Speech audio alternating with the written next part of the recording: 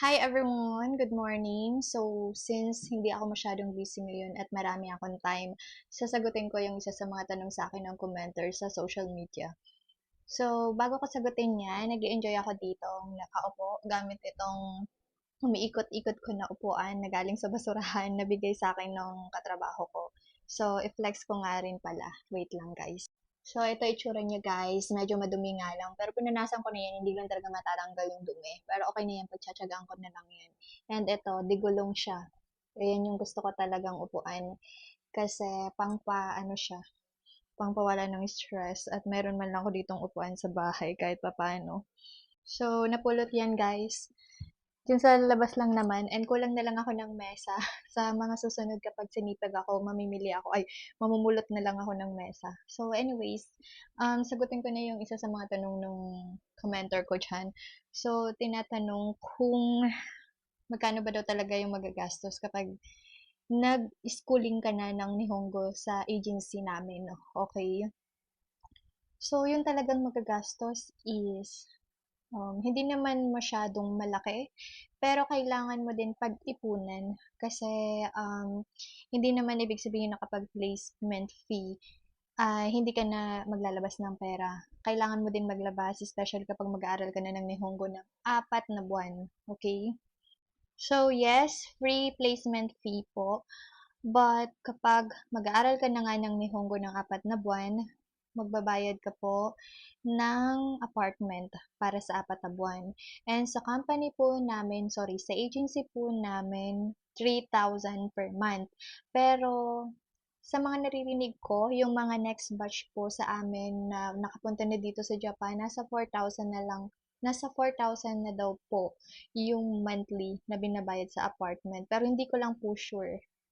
And aside from apartment, kailangan nyo din pong mag-provide ng foods para sa sarili nyo ng 4 na buwan. So, depende na lang po sa inyo kung magkano yung budget nyo ng pagkain kada buwan. But, dun po sa agency namin, hindi po allowed magluto or dala-dala kayo ng kung anong foods kasi very strict po yung agency namin after mo mag-aral ng Nihongo ng isang araw. Siguro 8 hours ata yung aral namin that time, if I'm not mistaken. So, may mga madadaanan po kayo doon na karinderya bago makapunta doon sa apartment.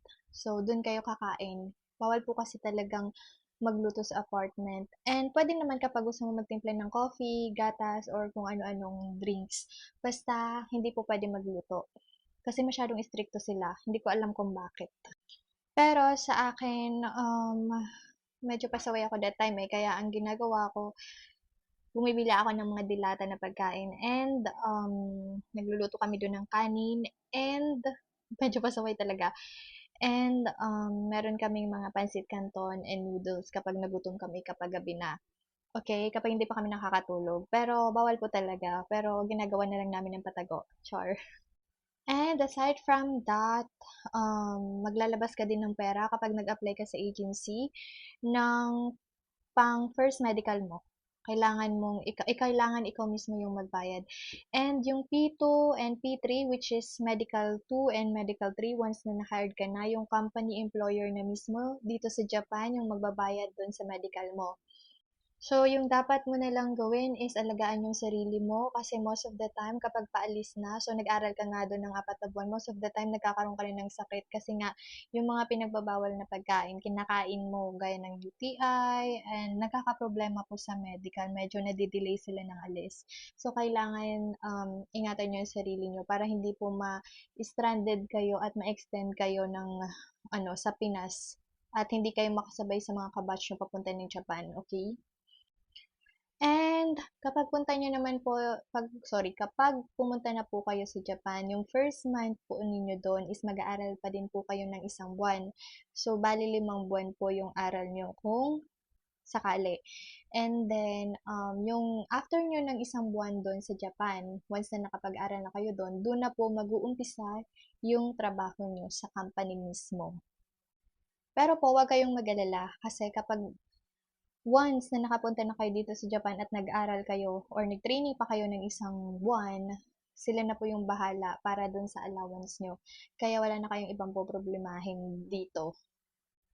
And yun lang yung question na nasagap ko dito sa commenter ko. Kaya kung meron pa kayong ibang question dyan, you can comment down below or message me through messenger kung hindi ako busy.